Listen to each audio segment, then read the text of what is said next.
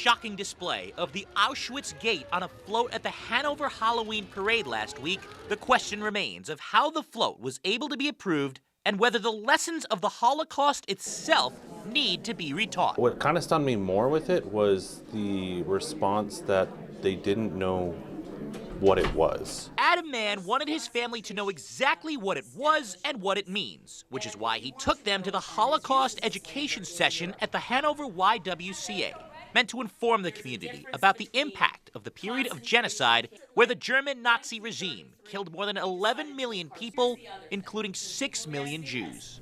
People killed for no reason except someone was different than them. Deb Smith ran the session, hoping the attendees would learn the true meaning of the Holocaust to pass it to others. What I hope is that people will understand how important this place and time was. And I always think that if I'm educating, maybe there's 5 people. Those 5 people will take it out to another 5, and they'll take it out to another. The session came after the designer of the float made statements saying he had no knowledge of what the infamous gate represented.